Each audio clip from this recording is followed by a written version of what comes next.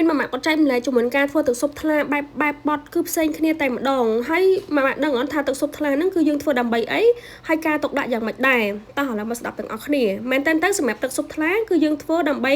រងាស់ទុកធ្វើបបរខាប់គ្រប់គ្រឿងឲ្យកូនអាយុចាប់ពី6ខែឡើងទៅថាប្រយោជន៍នៃការធ្វើទឹកស៊ុបថ្លាទុកធ្វើបបរឲ្យកូនហ្នឹងណាទី1គឺសម្បូរដោយវីតាមីនល្អនិងសារធាតុចិញ្ចឹមច្រើនតែទឹកស៊ុបថ្លាគឺយើងប្រើរយៈពេលយូរក្នុងការរងាស់គឺ1ម៉ោងកន្លះទៅ2ម៉ោងអញ្ចឹងពេលដែលយើងរងាស់ចេញជាប្រភេទក្នុងឆ្នាំងតែមួយបានជាទឹកស៊ុបមកគឺវា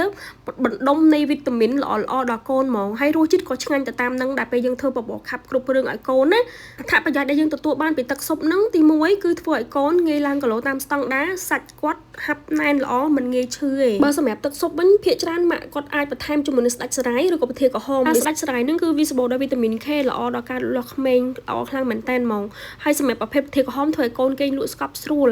ហើយជួយបង្កើនគាត់ឈាមក្រហមថែមទៀតហើយសម្រាប់ការទុកដាក់ភាគច្រើនគឺដាក់ជាមួយនឹងប្រភេទពុំគឺមានច្រើនបែបច្រើនបត់ហ្មងសម្រាប់ខ្ញុំជ្រើសរើសប្រភេទពុំបែបនេះនៅពេលដែលយើងដាក់បែបនេះហើយគឺងាយស្រួលដែលយើងបេះម្ដុំទុកធ្វើបបរឲ្យកូនណាប្រភេទពុំនេះគឺជាប្រភេទពុំ BPA free ធន់នឹងកម្ដៅធន់នឹងត្រជាក់បានល្អហើយសម្រាប់ការទុកដាក់បើសិនយើងធ្វើហើយគឺទុកក្នុងទូត្រជាក់បាន1ថ្ងៃ2ថ្ងៃបើសិនយើងដាក់កន្លែងបកកទុកបាន2ទៅ3អាទិត្យអីដែរហើយសម្រាប់ម៉ាក់ដែលចាប់អារម្មណ៍មួយប្រភេទពុំនេះខ្ញុំមានលក់នៅក្នុង page របស់ខ្ញុំហ្មងអញ្ចឹងអាចតាក់ទង